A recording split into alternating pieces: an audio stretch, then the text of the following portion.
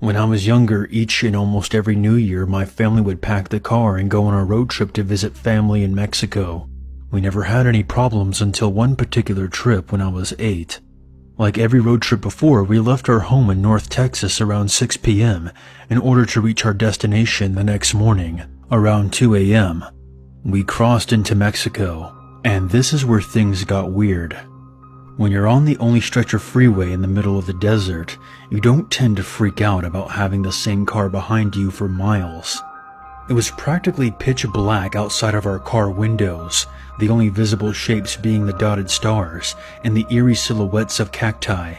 We had been in Mexico for about an hour and still had a few more to drive. I remember sleeping but still being semi-conscious of what was going on around me, because I really don't have the skill to really fall asleep in a car.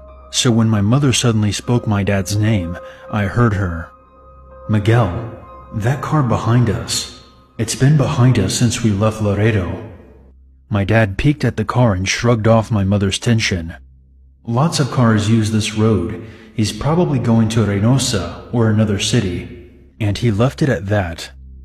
Despite his reassurance, my mom kept a weary eye on the car behind us. By this time, my siblings and I were hyper-aware of the car and entertained ourselves by watching the car through the gaps in the luggage that was blocking the rear window. We got tired of that pretty quick.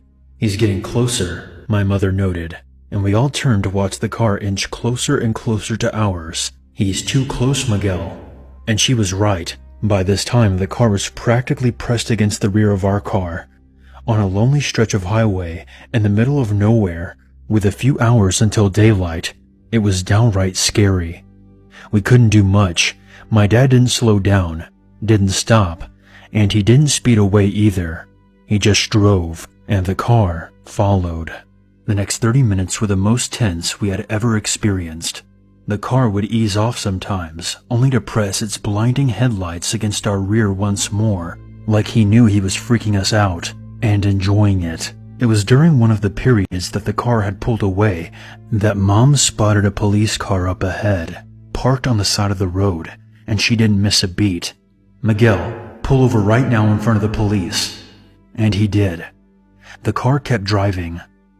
I wonder how confused the policeman must have been as he watched my dad park the car right in front of him. The policeman came over and asked what was wrong, and my mother urgently told him everything. The car, the way it followed us and taunted us.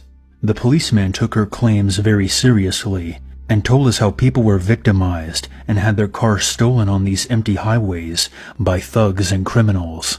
He then offered to drive behind us for a while to make us feel safe. We drove off with the police cruiser behind us, relieved, until about 10 minutes later, when we saw something that confirmed the policeman's words and my mother's worst fears. We saw the car that had followed us pulled over on the side of the road, waiting.